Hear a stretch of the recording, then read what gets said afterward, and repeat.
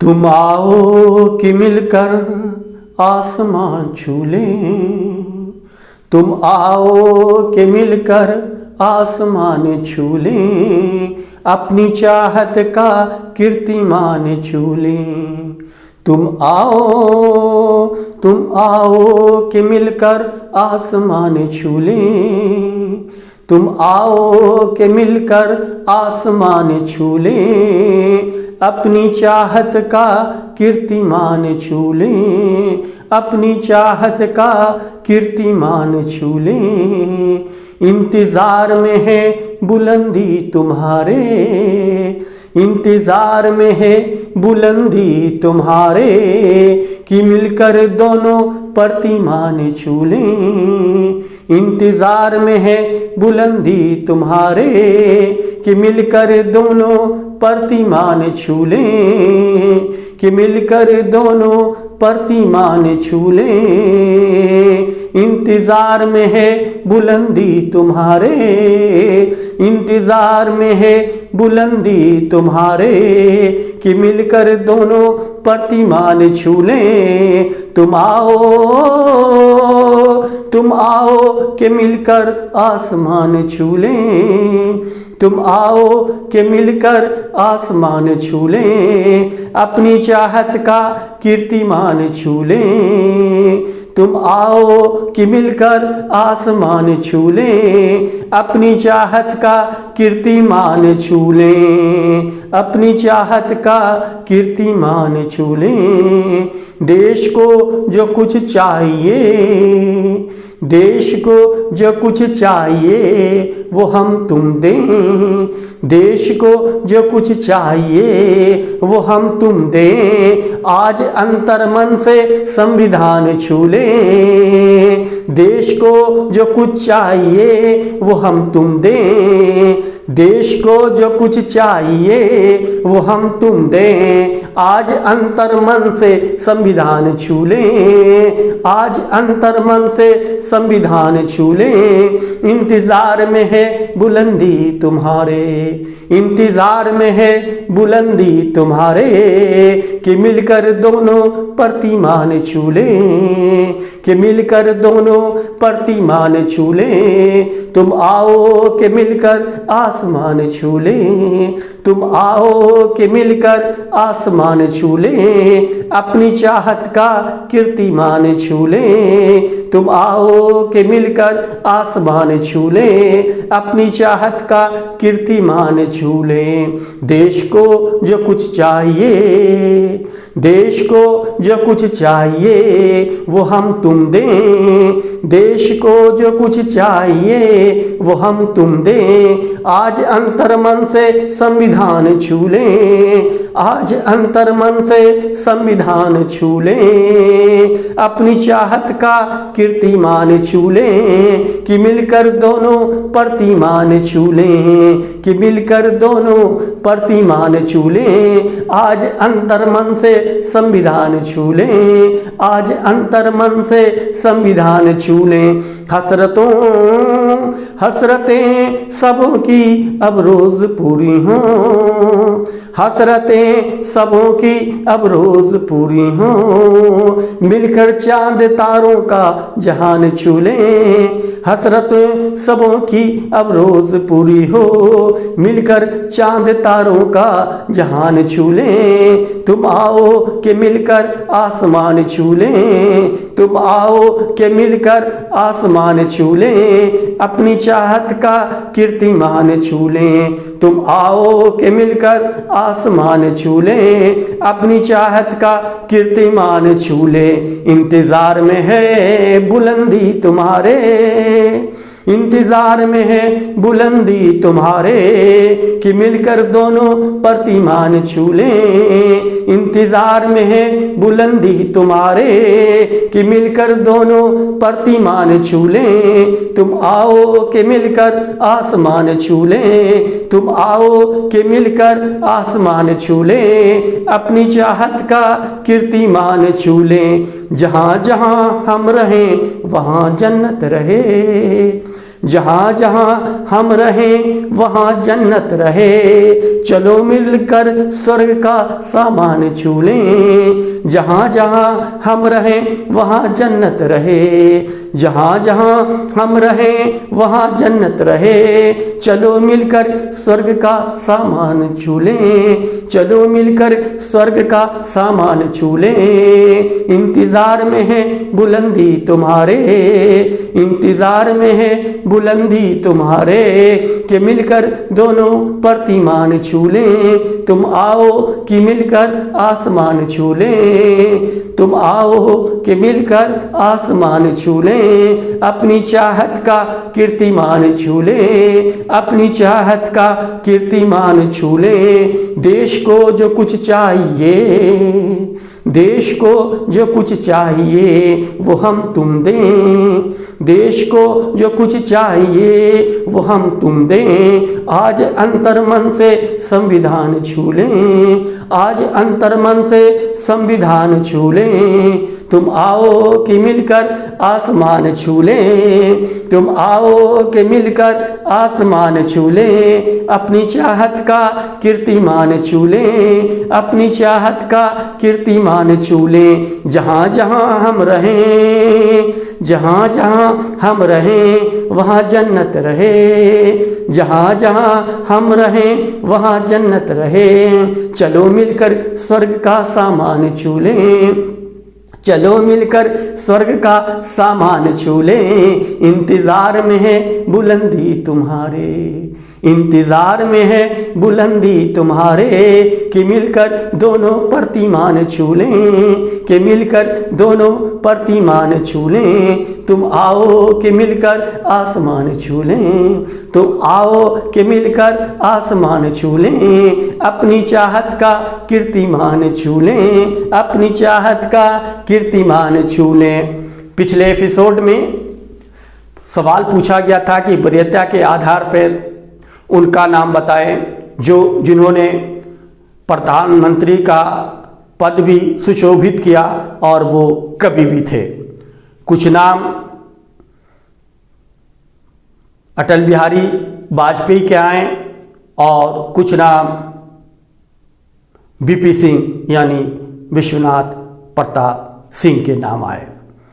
इसका सही उत्तर है विश्वनाथ प्रताप सिंह यानी वीपी सिंह।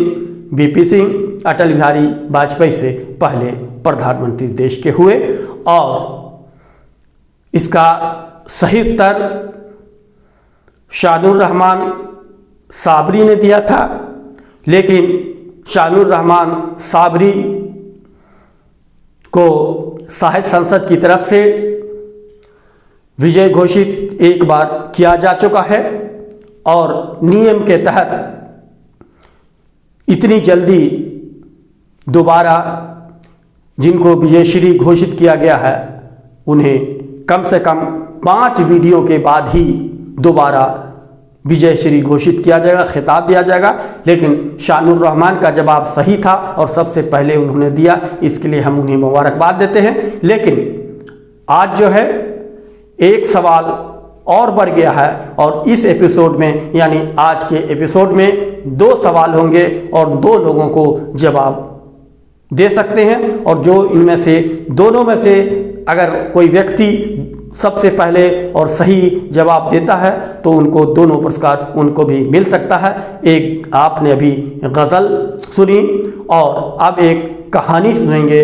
तो गज़ल से जो आज का सवाल है कि निशब्द कहानी संग्रह के लेखक कौन है? निशब्द कहानी संग्रह के लेखक कौन है? एक जियालाल आर्च, दूसरा आरसी प्रसाद सिंह, तीसरा भगवती शरण मिश्र, चौथा उषा किरण खान, 5वां AR आज़ाद। यानी इनमें से इन 5 में से जो सही हैं उनका नाम आपको बताना है। मैं फिर से आपके लिए एक बार सवाल दोहराता हूं कि निशब्द कहानी संग्रह के लेखक कौन है? एक जियालाल आर्च, दूसरा आरसी प्रसाद सिंह, तीसरा डॉक्टर भगवती शरण मिश्र, चौथा उषा किरण खान और 5वां AR आज़ाद। इनमें से जो सही जवाब होगा आप सही जवाब भेजें। और अब जो है कहानी और कहानी के बीच में या कहानी के बाद एक सवाल कहानी से आपको पूछा जाएगा। आज जो है वो एक कहानी जो है आपको सुनाई जा रही है और उस कहानी का शीर्षक है रिश्ता। इंसान जन्म से ही प्यार का भूखा होता है। जो पुचकारता है वह उसकी तरफ लपक पड़ता है। थोड़ा जैसे ही बड़ा होता है, जो सबसे पहले उसे उंगली पकड़ाता है वह उसका हो जाता है। वह उसे अपना समझने लगता है और उसके प्यार की ज़रूरत महसूस करने लगता है। आँखों से ओझल होने पर अपनी नन्ही आँखों से उसे ढूंढता है। उसके मिलते ही हल्की मुस्कान बिखेरता है और फिर नन्हे कदमों से आगे की ओर बढ़ता और उस हाथ की ओर लपक पड़ता है जिसे उसे उंगली पकड़कर चलना सिखाया है। प्यार ईश्वरीय देन है, ये सबको नहीं मिलता। जो लोग इसकी शुरू में अहमियत नहीं समझते, उन्हें बाद में इसकी अहमियत का एहसास होता है। तब तक प्यार कह दे बंधन के बांध को तोड़ता हुआ रिश्ते के उफनते हुए नदियों से होकर दूर, बहुत दूर चला जाता है। तब प्यार की तलाश होती है जो एहसास के साथ तो जिंदा रहता है, लेकिन हकीकत के दरवाजे को तोड़कर वह कब का वहां से कूच कर गया होता है। रिश्ता एक अजीब एहसास है। इसके बंधन से मुक्ति कभी नहीं मिल सकती और कोई भी रिश्ता हो सदा बंधन में बंधा नहीं रह सकता। रिश्ते को एहसास की पटरी से ही होकर गुजरना पड़ता है। ये पटरी सल्तनत का नाम है। जहां पटरी से इंसानियत का पहिया फिसलता है, वहीं एक्सीडेंट की नौबत सामने आकर खड़ी हो जाती है। क्या यही रिश्ते की सच्चाई नहीं है? रिश्ते की इसी अंधेर बुन में खोई शीतल बस में होकर सवार होकर चली जा रही थी। बस शहर से कूच करती गांव की हरियाली से होकर गुजर रही थी, लेकिन शीतल अभी भी रिश्ते की गुत्थी को समझने और सुलझाने में खोई हुई थी। गेहूं के खेत लहला रहे थे। पीली पीली गेहूं की बाली देखते ही बन रही थी। गेहूं के बीच में चना भी अपने पीलेपन के वजूद के साथ तना हुआ खड़ा था। किसान और मजदूर हाथ में हंसुआ ले गेहूं की कटाई में जुटे हुए थे। चारों तरफ एक खुशनुमा मंजर था। जिस बस में शीतल सवार थी उस बस में गीतों की गूंज थी और बाहर लोगों की हलचल, लेकिन शीतल जिस रिश्तों की गुत्थी को सुलझाने में गुम थी, उसे इस बात की भनक भी नहीं लग सकी कि गाड़ी रुक गई है और लोग चाय पीने के लिए बस से उतरकर बाहर आ रहे हैं और अपने मनपसंद के मुताबिक नाश्ता करने के लिए चल पड़े हैं। कुछ ही पल में एक आवाज़ से शीतल की सोच का दरवाज़ा बंद हुआ। अचानक उसके बगल वालों ने पूछा, जी आपने कुछ कहा? बगलगीर ने कहा, हाँ बहन, गांधी चौक आ गया है। लोग यहाँ उतरकर चाय नाश्ता के लिए चल चुके हैं। हम लोग भी चलें क्योंकि यहाँ सिर्फ 10 मिनट ही बस रुकती है। शीतल ने साइड देते हुए कहा, हाँ चलो बहन, मैं भी आती हूँ। लेकिन शीतल जिस उधेड़ बुन में थी उसमें न तो उसे प्यास लग रही थी और न इसे कुछ खाने की लालसा और इच्छा हो रही थी। कहा भी गया है कि जब कोई बात दिल से लग जाती है तो उसे निकालने में एक अरसा लग जाता है और शीतल को जख्म मिले तो अभी कुल 4 घंटे हुए थे।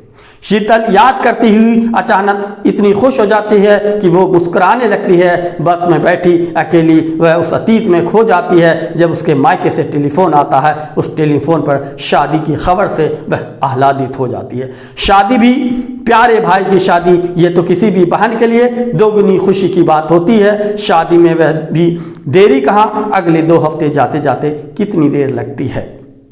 अब वह खुशी के मारे तुरंत ऑफिस फ़ोन लगाती है, अपने पति को इसकी सूचना देती है और कहती है कि घर आओ तो मैं आपका मुंह मीठा करवाती हूँ। तैयारी जोरों पर होती है। अगले दिन से मायके और शादी के लिए सारे प्रबंध की रूपरेखा शुरू हो जाती है। ऑफिस से पति के आते ही शाम 6 बजे से लेकर 10 बजे तक बाजार का सिलसिला चलता है। यह तकरीबन 1 हफ्ता चलता रहता है। इकलौता भाई, जाहिर सी बात है उसके लिए कुछ अच्छे कपड़े तो लेने ही हैं, फिर होने वाली भाभी के लिए भी 2-3 जोड़े सूट वो साड़ी देनी है, और इसके साथ ही माँ और बहन के लिए भी तो कुछ न कुछ ले जाना है। इन सब के बाद शादी और पार्टी में पहनने के लिए अपनी भी तैयारी करनी है। तैयारी शीतल के मन से की थी। इस तैयारी में उसके पति ने भी जी भरकर सहयोग किया। देखते ही देखते जाने से दिन पहले ही सारी तैयारी मुकम्मल हो गई। अब बारी थी इतने सामान को कायदे से समेटने की। तो इसके लिए ये विचार हुआ कि लड़के और लड़की के कपड़े अलग अलग सूटकेस में दिए जाएं। इसके लिए 2 बेहतरीन सूटकेस की भी खरीदारी हो गई। अब चलने की बारी अगले दिन की थी। शीतल शादी की सारी तैयारियों के साथ मायके पहुंच गई। मायके पहुंचते ही शीतल ने अपने सारे सामान जिन जिन के हिस्से के थे उनमें बांट दिए। हल्दी की रस्म शुरू हुई। गाने बजाने के सारे प्रबंध थे। शीतल को शुरू में कुछ एहसास नहीं हुआ। उनके भाई के मन मिजाज इतनी जल्दी बदल गए होंगे, उसका एहसास शीतल को अब तक हुआ ही नहीं था। लेकिन भाई के एक बोल ने उसके कान में मानो लोहा पिघला दिया हो। वह एकांत में जाकर पहले तो फूट फूट कर रोई। आंसू थे जो थमने के नाम नहीं ले रहे थे। उसके साथ तो 2 रिश्ते बड़े करीब के थे। एक भाई का रिश्ता जो राखी की सौगंध और मायके की खुशबू से जुड़ा था। दूसरा रिश्ता उसके पति का था जो उसकी जिंदगी और प्रतिष्ठा से जुड़ा था। दूसरा रिश्ता उसके पति का था जो उसकी जिंदगी और प्रतिष्ठा से जुड़ा था। शीतल एक पढ़ी लिखी और जागरूक महिला थी। वह जानती थी कि किसी भी शादीशुदा स्त्री का सबसे निकट का संबंध उसके पति से होता है और प्रतिष्ठा पति से बंधी और जुड़ी होती है। उसने कोई न कोई बहाना बना कर उस दिन नहीं खाया। रात में किसी तरह मायूसी में बिताकर काटा। लेकिन अब खुशी के उस माहौल में उसका दम घुट रहा था। वहाँ रहना उसके लिए आसमान को गिरवी रखकर रहने जैसा लग रहा था। उसका मन उसे धिक्कार रहा था। वह भाई के प्रेम में कभी अंधी हो जाती और कभी पति के प्रेम और सम्मान में उसे याद आता तो वो विचलित हो जाती। 2 नाव पर सवार थी। वैसे भी स्त्री के जीवन में कई ऐसे मोड़ आते हैं जब उसे ऐसे मोड़ पर रुक कर सोचना और फिर मन ही मन विमर्श करते हुए आगे की रणनीति को अपने विवेक से तय करना पड़ता है। शीतल भी इसे धर्म में सोचती समझती आगे बढ़ने के लिए उत्सुक और भयभीत थी। एक डेग मायके से बाहर तो एक डेग शादी तक स्थिर रहने का संकेत और संदेश देता था। लेकिन उसके कान में जो शब्द पड़े थे वो बिच्छू की तरह बार बार उसे डंक मार रहे थे। ये ऐसे शब्द थे कि वह न तो किसी से शेयर करती थी और न ही उस शब्द को दोहराने की उसमें हिम्मत बच गई थी। वह भाई से भी नहीं पूछ सकती थी कि तुमने ऐसा क्यों कहा और नहीं पति को बता सकती थी कि मेरे भाई ने आपके लिए ऐसा कहा। लेकिन शादी में रहना और अपने पति की प्रतिष्ठा को दांव में लगाकर ये किसी पतिव्रता नारी के लिए शोभनीय नहीं है। और अंततः इसी विचार के साथ वह आगे बढ़ती है, किसी से कहे बिना अपने हैंडबैग के साथ इधर उधर देखकर और मौका पाते ही घर से बाहर निकल पड़ती है। संजोग ऐसा कि किसी की भी नज़र उस पर नहीं पड़ी। आधे घंटे की प्रतीक्षा के बाद बस सामने रुकी। बस में सवार हो गई। सीट पर बैठते ही उसने कंडक्टर को 100 का नोट थमा कर टिकट ले लिया। बस खुल गई, लेकिन वह अपनी आंखें बंद कर उस क्षण को भूलने की कोशिश करती रही। लेकिन वह क्षण बार बार मन में दस्तक देता रहा और वह उस दंश से 2-4 होती रहती। गांधी चौक से बस खुलने की तैयारी में है। ड्राइवर ने हॉर्न बजा दी। सभी यात्री बस में सवार होने लगे। आखिरी वार्निंग के साथ बस आगे बढ़ी। कंडक्टर ने एक बार तफ्तीश कर ली कि कहीं कोई छूटा तो नहीं। तफ्तीश पूरी होते ही बस ने अपनी रफ्तार पकड़ ली। बस 10-20 किलोमीटर दूर बढ़ी कि लगातार शीतल के फ़ोन की घंटी गूंजने लगी। न चाहकर भी शीतल ने इस बार फ़ोन पिकअप किया, क्योंकि ये फ़ोन उसके लिए ख़ास है। कॉलेज की सहेली सरला का फ़ोन है और इस फ़ोन को नहीं रिसीव करने का मतलब सहेली से 1000 बातें सुनना। उसने उल्हाना की बारिश और दोस्ती के धागे के टूटने के भय से तुरंत फ़ोन पिकअप किया और अपने रुआसी स्वर पर काबू करते हुए कहा, हेलो सरला, कैसे याद किया? सरला अचानक बरस पड़ी, अरे मैं तो तुम्हारे लिए शादी में आई और तुम हो कि कहीं दिखाई नहीं पड़ रही हो। घर में सबसे पूछ लिया, कोई बताने को राजी ही नहीं। शीतल माजरा क्या है, तुम हो कहाँ? जल्दी मुझसे मिलो। मैं सिर्फ और सिर्फ तुमसे मिलने के लिए ही अपने ससुराल से यहाँ तक आई हूँ। शीतल बोले तो क्या बोले। शीतल की खामोशी का बढ़ता लम्हा देखकर सरला ने उल्हाना देनी शुरू कर दी। अरे भाई खामोश क्यों हो, बोले तो कहाँ हो और मुझसे लुका छुपी क्यों खेल रही हो। शीतल को लगा कि अब कुछ न कुछ तो बताना ही पड़ेगा और बहाना बनाना भी पड़े, तो क्या बनाऊं। उसे तत्क्षण कोई बहाना नहीं सूझ रहा था। उसने कहा, सरला मैं तुझे आधे घंटे में फोन करूं। सरला ने एक स्वर में कहा, जी नहीं, मुझे अभी जवाब चाहिए और फौरन आपकी उपस्थिति, वरना मैं अभी के अभी यहाँ से चली जाऊंगी। तुम जानती हो कि मैं फैसला लेने में कितनी जल्दबाजी करती हूँ। शीतल ने कहा, हाँ सरला, तुम्हें तो जानती हूँ, इसलिए तो तुम्हारा फ़ोन एक बार में पिकअप किया, वरना तो वहाँ से अब किसी फ़ोन को पिकअप करने का दिल ही नहीं चाहता है।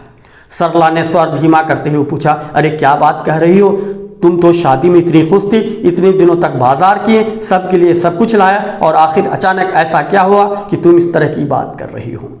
शीतल ने कहा, सरला मैं तुमसे कुछ छुपाती नहीं हूँ, आज भी नहीं छुपाऊंगी, लेकिन आज मैं तुम्हें पूरी बात नहीं बता सकती, क्योंकि मेरे कानों में जो शब्द सुनाई पड़े हैं उन्होंने मेरे कानों में लोहा पिघलाकर डाल दिया है। तुम बस इतना समझ लो कि सरला कि अब मैं अपने मायके कभी कदम नहीं रखूंगी। सरला ने उसके दुख में दुख प्रकट करते हुए कहा, तुम ऐसा क्यों कहती हो शीतल, भला कोई लड़की अपना मायका छोड़ सकती है। शीतल ने रुआसे स्वर में कहा, कोई लड़की नहीं छोड़ सकती है, लेकिन शीतल एक ऐसी अफवाद है जो अपने पति की प्रतिष्ठा के लिए मायके क्या पूरी दुनिया छोड़ सकती है। मैंने अपना फर्ज निभा दिया, मुझे शादी के लिए जो रस्म अदायगी करनी थी और जो देने थे देकर मैंने एक बहन की भूमिका अदा कर दी, और अब मैं पत्नी की भूमिका अदा कर रही हूँ। तुम बस इतना समझ लो कि जिस मायके में उसके पति की प्रतिष्ठा नहीं बची रहे, उस मायके से मेरा कोई संबंध और सरोकार नहीं।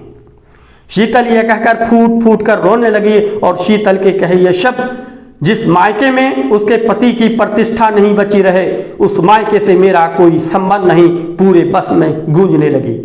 अचानक बस में ब्रेक लगी, बस रुकी और शीतल बस से नीचे। पूरे बस में एक स्वर में स्त्री और पुरुष विमर्श करते हुए, देखो कि वाह रे नारी जिसने अपनी पवित्रता होने का पूरा पूरा सबूत पेश किया। मौजूदा पुरुषों के बीच नारियों ने भी स्वीकार किया कि सचमुच औरत हो तो ऐसी जो रिश्ते की परख इंसाफ के साथ करे।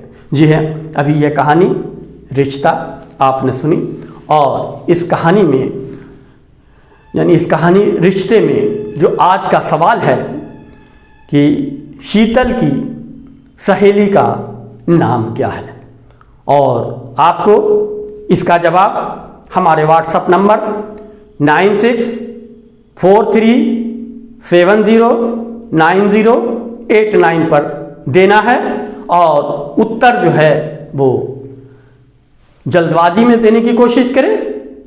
और एक बार फिर आप सुन ले हमारा व्हाट्सएप नंबर 9643709089, और अगर व्हाट्सएप नंबर पे जवाब ना दें तो कम से कम कमेंट्स बॉक्स में जवाब दे दें, और उस जवाब के साथ अपनी टाइमिंग भी इंसाफ के साथ लिख दें। और दूसरी बात यह है कि अगर आप लोगों में से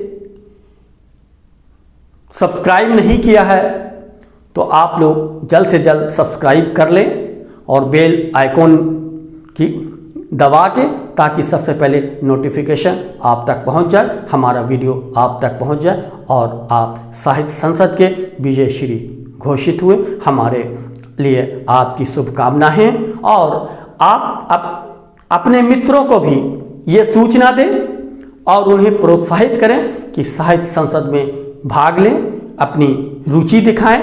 अगर साहित्य संसद में पाठकों की, दर्शकों की, साहित्यकारों की और साहित्य प्रेमियों की दिलचस्पी रही तो मैं प्रथम पुरस्कार, द्वितीय पुरस्कार और तृतीय पुरस्कार के अलावा जिन लोगों ने देर से ही सही जवाब दिए हैं उनमें से 10 को विजय श्री का सर्टिफिकेट, प्रमाण पत्र उनको दिया जाएगा।